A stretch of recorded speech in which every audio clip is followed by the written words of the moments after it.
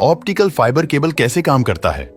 ये सवाल तो आपके मन में कई बार आया होगा कि आखिर ये ऑप्टिकल फाइबर केबल काम कैसे करता। तो चलिए आपको बताते हैं। आज के समय इंटरनेट हम सभी के लिए कितना ज्यादा जरूरी है, ये बात तो आप जानते ही हैं। और इसी इंटरनेट को एक देश से दूसरे देश तक पहुंचाने के लिए ऑप्टिकल फाइबर केबल की मदद ली जाती है। आज के समय ये केवल समुद्र में हजारों किलोमीटर तक फैले हुए हैं। आप ये कह सकते हैं कि समुद्र की गहराई में ऑप्टिकल फाइबर केबल का एक बहुत बड़ा जाल मौजूद है। लेकिन ऑप्टिकल फाइबर केबल की क्यों? ऐसा इसलिए क्योंकि ऑप्टिकल फाइबर केबल वो कर सकते हैं जो एक नॉर्मल केबल नहीं कर सकता। एक ऑप्टिकल फाइबर केबल में इंसानों के बाल जितनी मोटाई का एक ग्लास फायर होता है, लेकिन ये एक पतला सा ग्लास फायर 24,000 टेलीफोन कॉल्स को हैंडल कर सकता है।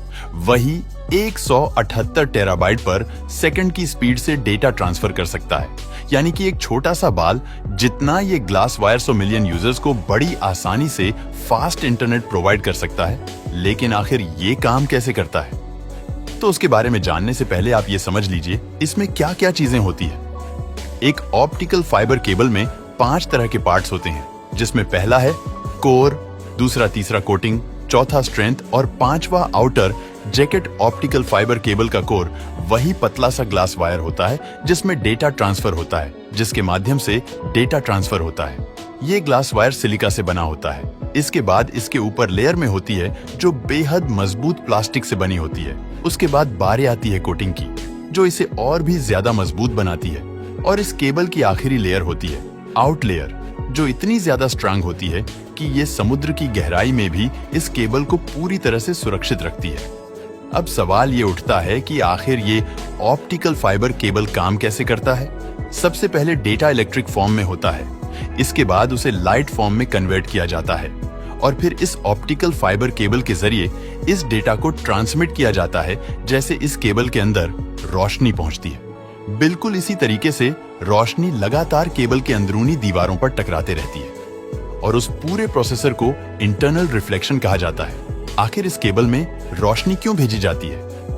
ऐसा इसीलिए दोस्तों, ये रोशनी की रफ्तार सबसे तेज होती है।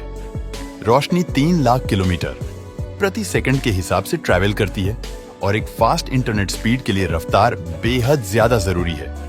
लेकिन इस केबल की सबसे बदखामी ये है कि हर 100 किलोमीटर के बाद डेटा ट्रांसफर की स्पीड बहुत ज्यादा स्लो कर देता है। इसलिए हर 100 किलोमीटर के बाद इस केबल के बीच में एम्पलीफायर लगा दिए जाते हैं ताकि डेटा ट्रांसफर की स्पीड बिल्कुल मेंटेन रहे। तो यहां भी नहीं चाहेंगे कि आपका इंटरनेट स्लो चले। इसके बाद जहां तक इस डेटा को पहुंचाना होता है, वहां तक केवल आखिरी छोर में एक और सर्वर लगा दिया जाता है जो बाकी सर्वर तक डेटा को ट्रांसफर कर देता है। ये पूरी तरह से बाइनरी सिस्टम पर काम करता है। दोस्तों, वीडियो पसंद आता है तो लाइक और शेयर करें।